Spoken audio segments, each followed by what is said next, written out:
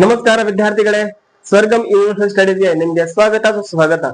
ವಿದ್ಯಾರ್ಥಿಗಳೇ, ನಾವು ಇಂಗ್ಲಿಷ್ ಅಕ್ಷರಗಳ ಕನ್ನಡ ಉಚ್ಚಾರ ಎಂಬ ಸರಣಿಯಲ್ಲಿ ಈಗಾಗಲೇ ಆಲ್ಮೋಸ್ಟ್ ಆಲ್ ನಾವು ಎಲ್ಲ ಅಕ್ಷರಗಳನ್ನು ಡಿಸ್ಕಸ್ ಮಾಡಿದ್ದೇವೆ. ವಿದ್ಯಾರ್ಥಿಗಳೇ, ನಾವು ಈವರೆಗೆ ಎಸ್ ಅಕ್ಷರವರೆಗೆ ಎಸ್ ಅಕ್ಷರದ ಉಚ್ಚಾರಗಳು ಅದು ಏನೇನು ಉಚ್ಚಾರಗಳನ್ನು ಹೊಂದಿದೆ ಮತ್ತು ಯಾವ ಸಂದರ್ಭದಲ್ಲಿ ಹೇಗೆ ಉಚ್ಚಾರಣೆ ಆಗುತ್ತವೆ ಎಂಬುದಾಗಿ ನಾವು ವಿವರಣಾತ್ಮಕವಾಗಿ ನೋಡಿದ್ದೇವೆ. ವಿದ್ಯಾರ್ಥಿಗಳೇ, ನಾವು ಈಗಿನ ಈ ಕ್ಲಾಸಿನಲ್ಲಿ ಟಿ ಅಕ್ಷರದ ಉಚ್ಚಾರಗಳು ಏನು ಮತ್ತು ಟಿ ಅಕ್ಷರ ಬೇರೆ ಬೇರೆ ಉಚ್ಚಾರಗಳನ್ನು ಹೊಂದಿದೆ ಮತ್ತು ಯಾವ ಸಂದರ್ಭದಲ್ಲಿ ಯಾವ ಉಚ್ಚಾರಣೆಯನ್ನು ಅದು ಆಗ್ತಾ ಇದೆ ಎಂಬುದಾಗಿ ನಾವು ಈ ವಿಡಿಯೋದಲ್ಲಿ ಡಿಸ್ಕಸ್ ಮಾಡ್ತಾ ಹೋಗೋಣ. ವಿದ್ಯಾರ್ಥಿಗಳೇ, ನೀವು ಗಮನಿಸಬೇಕು, ಇಲ್ಲಿ ನಮಗೆ ಟಿ ಅಕ್ಷರ ಏನಿದೆ, ಸಾಮಾನ್ಯವಾಗಿ ಟಿ ಅಕ್ಷರವು ಟ, ಥ, ದ, ಚ ಹಾಗೂ ಶ ಎಂಬ ಉಚ್ಚಾರಣೆಗಳನ್ನು ಹೊಂದಿದೆ. ವಿದ್ಯಾರ್ಥಿಗಳೇ, ನೀವು ಗಮನಿಸಬೇಕು, ಅತ್ಯಂತ ಪ್ರಮುಖವಾದ ವಿಷಯ ವಿದ್ಯಾರ್ಥಿಗಳೇ ಇದು. ಏನು? ಟಿ ಅಕ್ಷರವು ಟ, ಥ, ದ, ಜ, ಶ ಎಂಬ ಉಚ್ಚಾರಗಳನ್ನು ಹೊಂದಿದೆ ವಿದ್ಯಾರ್ಥಿಗಳೇ. ಹಾಗಾದ್ರೆ ಆ ಟಿ ಈ ಬೇರೆ ಬೇರೆ ಉಚ್ಚಾರಗಳನ್ನು ಹೊಂದಿದೆ ವಿದ್ಯಾರ್ಥಿಗಳೇ.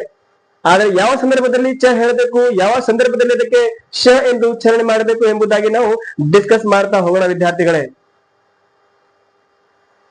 ವಿದ್ಯಾರ್ಥಿಗಳೇ, ನಾವು ಈಗ ಟಿ ಅಕ್ಷರ ಬಂದಾಗ ಅದು ಟ ಎಂದು ಯಾವಾಗ ಉಚ್ಚಾರಣೆವಾಗುತ್ತದೆ ಎಂಬುದಾಗಿ ನಾವು ನೋಡೋಣ. ವಿದ್ಯಾರ್ಥಿಗಳೇ, ನೀವು ಗಮನಿಸಬೇಕು, ಟಿ ಅಕ್ಷರ ಏನು ವಿದ್ಯಾರ್ಥಿಗಳೇ, ನಮಗೆ ಟಿ ಅಕ್ಷರ ಏನಿದೆ, ಟಿ ಅಕ್ಷರ ಟ ಎಂದು ಯಾವಾಗ ಉಚ್ಚಾರಣೆ ಆಗುತ್ತದೆ ಎಂಬುದಾಗಿ ನಾವು ಡಿಸ್ಕಸ್ ಮಾಡೋಣ. ವಿದ್ಯಾರ್ಥಿಗಳೇ, ನೀವು ಗಮನಿಸಬೇಕು, ಟಿ ಯ ನಂತರ ಏನು ವಿದ್ಯಾರ್ಥಿಗಳೇ, ಟಿ ಯ ನಂತರ ಓವೆಲ್ ಸೌಂಡ್ ಬಂದ್ರೆ ವಿದ್ಯಾರ್ಥಿಗಳೇ, ಓವೆಲ್ ಸೌಂಡ್ಗಳು ಅಂದ್ರೆ ವಿದ್ಯಾರ್ಥಿಗಳೇ, ನಮಗೆ ಟಿ ಯ ನಂತರ A, E, I, O, U ಈ ಅಕ್ಷರಗಳು ಬಂದರೆ ವಿದ್ಯಾರ್ಥಿಗಳೇ, ಅಂದ್ರೆ ಓವೆಲ್ ಅಕ್ಷರಗಳು ಬಂದರೆ ಟಿ ಯನ್ನು ಟ ಎಂದು ಉಚ್ಚಾರಣೆ ಮಾಡಬೇಕು ವಿದ್ಯಾರ್ಥಿಗಳು. ಟಿ ಯನ್ನು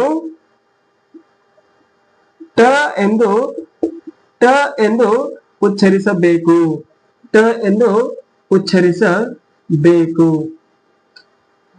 ವಿದ್ಯಾರ್ಥಿಗಳೇ, ನೀವು ಗಮನಿಸಬೇಕು, ಟಿ ಅಕ್ಷರವನ್ನು ಟ ಎಂದು ಯಾವಾಗ ಉಚ್ಚಾರಣೆ ಮಾಡಬೇಕು ಎಂಬುದಾಗಿ. ಅಂದ್ರೆ ಟಿ ಯ ನಂತರ, ಟಿ ಅಕ್ಷರದ ನಂತರ ತದನಂತರ ಎ ಅಥವಾ ಐ ಅಥವಾ ಇ ಅಥವಾ ಓ ಅಥವಾ ಯು ಬರಬಹುದು. ವಿದ್ಯಾರ್ಥಿಗಳೇ, ಈ ಅಕ್ಷರಗಳು ಟಿ ನಂತರ ಬರ್ತಾ ಇದ್ರೆ ಟಿ ಯನ್ನು ಟ ಎಂದು ಉಚ್ಚರಿಸಬೇಕು ವಿದ್ಯಾರ್ಥಿಗಳೇ. ಈಗ ನಾವು ಎಕ್ಸಾಂಪಲ್ ಮುಖಾಂತರ ನೋಡ್ತಾ ಹೋಗೋಣ. ವಿದ್ಯಾರ್ಥಿಗಳೇ, ಇಲ್ಲಿ ನೀವು ಗಮನಿಸಬೇಕು, ಟಿ ಯ ನಂತರ ಯಾವುದಾದ್ರೂ ಒಂದು ಓವೆಲ್ ಲೆಟರ್ ಬರ್ತಾ ಇದ್ರೆ ಟಿ ಯನ್ನು ಟ ಎಂದು ಉಚ್ಚಾರಣೆ ಮಾಡಬೇಕು. ಇಲ್ಲಿ ವಿದ್ಯಾರ್ಥಿಗಳೇ, T I G E R ಇಲ್ಲಿ ಗಮನಿಸಬೇಕು ವಿದ್ಯಾರ್ಥಿಗಳೇ, ಏನು ಟಿ ಯ ನಂತರ ಓವೆಲ್ ಸೌಂಡ್ ಬರ್ತಾ ಇದೆ ವಿದ್ಯಾರ್ಥಿಗಳೇ, ಅದಕ್ಕಾಗಿ ಟಿ ಯನ್ನು ಟ ಎಂದು ಉಚ್ಚರಿಸ್ತಾ ಇದೆ ವಿದ್ಯಾರ್ಥಿಗಳೇ. ಟಿ ಯ ನಂತರ A, E, I, O, U ಯಾವ್ದಾದ್ರು ಒಂದು ಅಕ್ಷರ ಬರ್ತಾ ಇದ್ರೆ ಟಿ ಯನ್ನು ಟ ಎಂದು ಉಚ್ಚಾರಣೆ ಮಾಡಬೇಕು ವಿದ್ಯಾರ್ಥಿಗಳೇ. ಮತ್ತೆ ನೀವು ವಿದ್ಯಾರ್ಥಿಗಳೇ ನೋಡಬಹುದು, ಟಿ ಎ, ಟಿ ಎ ಇದಕ್ಕೆ ನಾವು ಟಾಟಾ. ಇಲ್ಲಿ ಕೂಡ ನೀವು ಗಮನಿಸಬೇಕು, ಟಿ ಯ ನಂತರ ಎ ಬರ್ತಾ ಇದೆ, ಟಿ ಯ ನಂತರ ಎ ಬರ್ತಾ ಇದೆ ಎಂಬುದಾಗಿ ವಿದ್ಯಾರ್ಥಿಗಳೇ.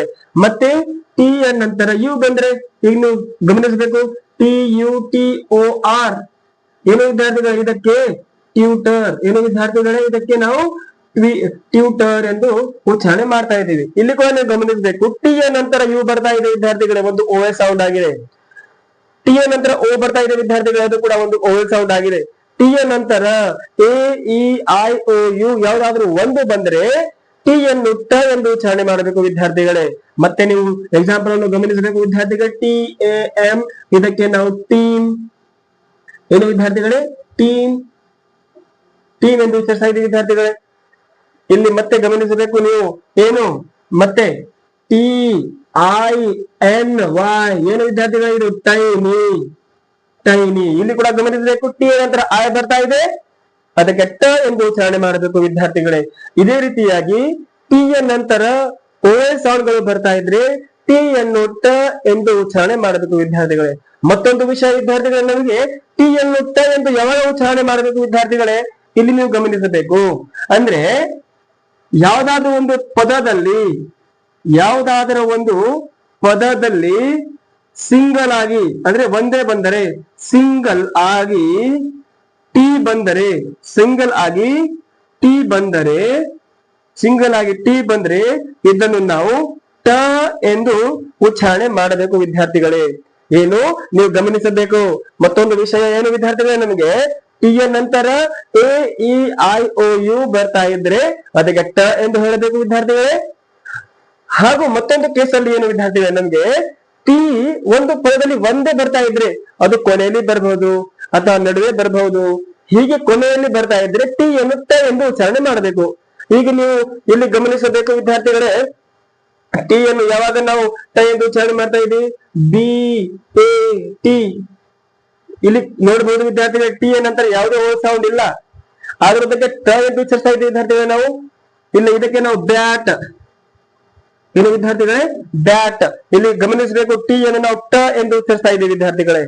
ಹೀಗೆ ಮತ್ತೆ ನೋಡಿ ಡಿ ಒ ಟಿ ಡಾಟ್, ಏನು ವಿದ್ಯಾರ್ಥಿಗಳೇ, ಡಾಟ್. ಮತ್ತೆ ವಿದ್ಯಾರ್ಥಿಗಳೇ ಸಿ ಎ ಟಿ ಕ್ಯಾಟ್, ಏನು ವಿದ್ಯಾರ್ಥಿಗಳೇ, ಕ್ಯಾಟ್. ಅಂದ್ರೆ ಟಿ ಅಕ್ಷರ ಒಂದೇ ಬಂದರೂ ಕೂಡ ಟಿ ಅನ್ನು ಟ ಎಂದು ಉಚ್ಚಾರಣೆ ಮಾಡಬೇಕು. ಯಾವುದಾದ್ರೂ ಒಂದು ಪದದಲ್ಲಿ ಟಿ ಒಂದೇ ಬರ್ತಾ ಇದ್ರೆ ಕೂಡ ಟಿ ಅನ್ನು ಟ ಎಂದು ಉಚ್ಚಾರಣೆ ಮಾಡಬೇಕು ವಿದ್ಯಾರ್ಥಿಗಳೇ. ಇದಕ್ಕೆ ನೀವು ಮತ್ತೆ ಎಕ್ಸಾಂಪಲ್ ಬರೆದುಕೊಂಡು ನೀವು ಅಭ್ಯಾಸ ಮಾಡಬೇಕು ವಿದ್ಯಾರ್ಥಿಗಳೇ. ನಾವು ಈಗಾಗಲೇ ಟಿ ಅಕ್ಷರ ಬಂದಾಗ ಅದು ಟ ಎಂದು ಯಾವಾಗ ಉಚ್ಚಾರಣೆ ಆಗುತ್ತಾ ಇದೆ ಎಂಬುದಾಗಿ ನಾವು ಡಿಸ್ಕಸ್ ಮಾಡಿದೆ ವಿದ್ಯಾರ್ಥಿಗಳೇ. ಈಗ ನಾವು ಟಿ ಅಕ್ಷರ ಬಂದಾಗ ಅದಕ್ಕೆ ಥ ಎಂದು ಯಾವಾಗ ಉಚ್ಚಾರಣೆ ಮಾಡಬೇಕು ಎಂಬುದಾಗಿ ನಾವು ಡಿಸ್ಕಸ್ ಮಾಡೋಣ ವಿದ್ಯಾರ್ಥಿಗಳೇ. ವಿದ್ಯಾರ್ಥಿಗಳೇ ನೀವು ಗಮನಿಸಬೇಕು, ಟಿ ಅಕ್ಷರವನ್ನು ಥ ಎಂದು ಯಾವಾಗ ಉಚ್ಚಾರಣೆ ಮಾಡಬೇಕು ವಿದ್ಯಾರ್ಥಿಗಳೇ ಅಂದ್ರೆ ಟಿ ಅಕ್ಷರದ ನಂತರ, ಏನು ವಿದ್ಯಾರ್ಥಿಗಳೇ, ಟಿ ಅಕ್ಷರದ ನಂತರ, ಟಿ ಅಕ್ಷರದ ನಂತರ ಎಚ್ ಬಂದರೆ, ಟಿ ಅಕ್ಷರದ ನಂತರ ಎಚ್ ಬಂದರೆ ಟಿ ಎಚ್, ಏನು ವಿದ್ಯಾರ್ಥಿಗಳೇ, ಟಿ ಎಚ್ ಅನ್ನು ಥ ಎಂದು ಉಚ್ಚರಿಸಬೇಕು, ಥ ಎಂದು ಉಚ್ಚರಿಸಬೇಕು ವಿದ್ಯಾರ್ಥಿಗಳೇ. ಇದು ನೀವು ಗಮನಿಸಬೇಕು.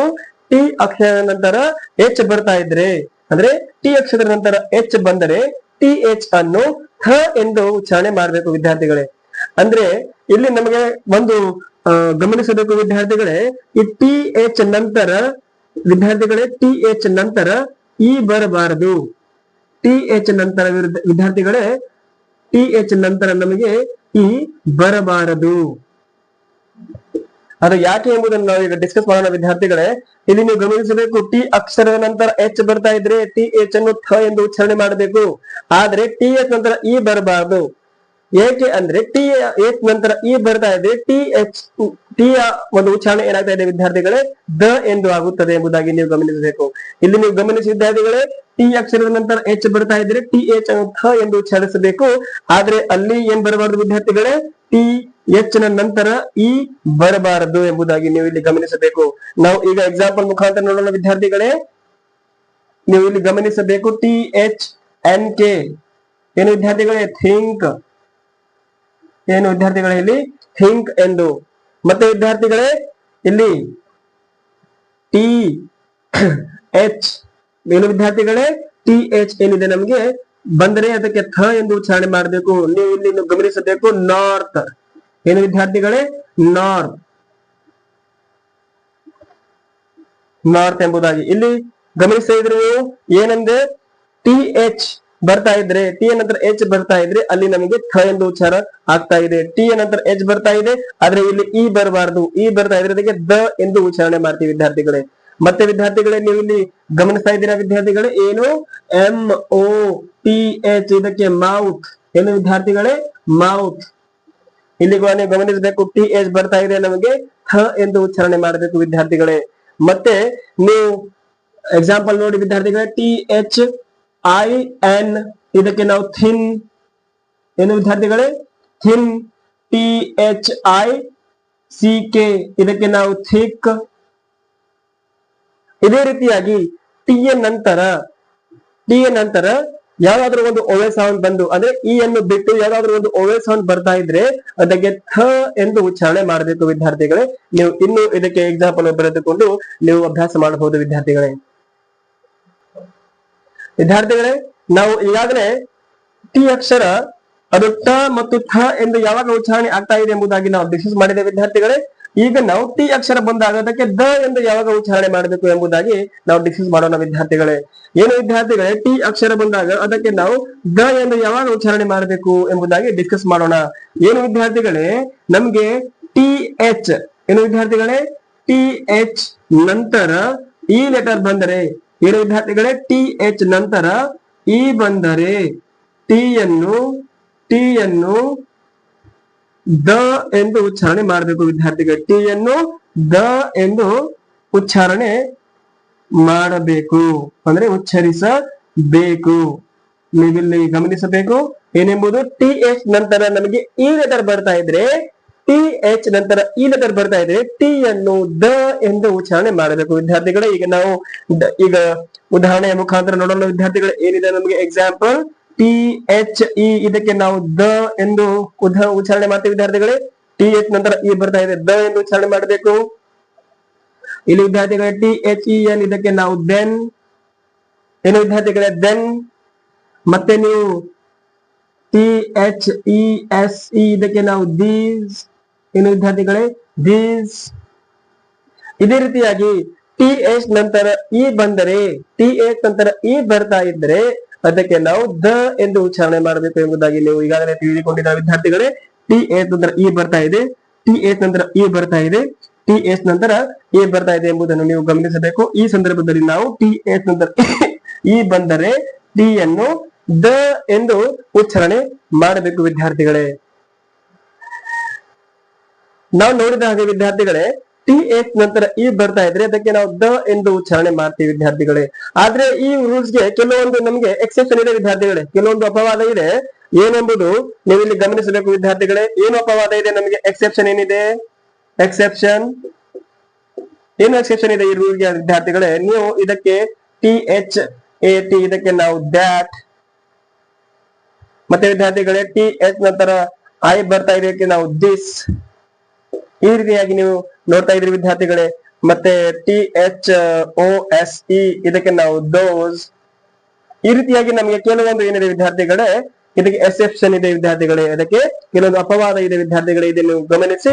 ಈ ಟಿ ಎಚ್ ಅನ್ನು ಯಾವಾಗ ತ ಮತ್ತು ಯಾವಾಗ ಥ ಎಂದು ಉಚ್ಚಾರಣೆ ಮಾಡಬೇಕು ಎಂಬುದಾಗಿ ನೀವು ಇಲ್ಲಿ ಒಂದು ಸಂಪೂರ್ಣವಾಗಿ ನೋಡಿದ ವಿದ್ಯಾರ್ಥಿಗಳೇ. ನೀವು ಇದನ್ನೇ ಮತ್ತೆ ಅಭ್ಯಾಸ ಮಾಡಿ ವಿದ್ಯಾರ್ಥಿಗಳೇ. ನೀವು ಇದಕ್ಕೆ ಚೆನ್ನಾಗಿ ಓದಲಿಕ್ಕೆ ನೀವು ಇಲ್ಲಿಂದ ಪ್ರಾರಂಭಿಸಬಹುದು ವಿದ್ಯಾರ್ಥಿಗಳೇ. ಈಗಾಗಲೇ ನಾವು ಟಿ ಅಕ್ಷರ ಬಂದಾಗ ತ, ಥ ಹಾಗೂ ದ ಎಂದು ಯಾವಾಗ ಯಾವ ಸಂದರ್ಭದಲ್ಲಿ ಅದು ಉಚ್ಚಾರಣೆ ಆಗ್ತಾ ಇದೆ ಎಂಬುದಾಗಿ ನಾವು ಡಿಸ್ಕಸ್ ಮಾಡಿದ ವಿದ್ಯಾರ್ಥಿಗಳೇ. ಉಳಿದಂತಹ ಚ ಮತ್ತು ಶ, ಈ ಎರಡು ಅಕ್ಷರಗಳನ್ನು ನಾವು ಇದೇ ಸರಣಿಯ ಪಾರ್ಟ್ 2 ವಿಡಿಯೋದಲ್ಲಿ ನಾವು ಡಿಸ್ಕಸ್ ಮಾಡೋಣ ವಿದ್ಯಾರ್ಥಿಗಳೇ. ನೀವು ನಮ್ಮ ಚಾನೆಲ್ ಅನ್ನು ಸಬ್ಸ್ಕ್ರೈಬ್ ಮಾಡಿಲ್ಲ ಅನ್ನೋದಾದರೆ ನಮ್ಮ ಚಾನೆಲ್ ಅನ್ನು ಸಬ್ಸ್ಕ್ರೈಬ್ ಆಗಿ ವಿದ್ಯಾರ್ಥಿಗಳೇ. ಧನ್ಯವಾದಗಳು.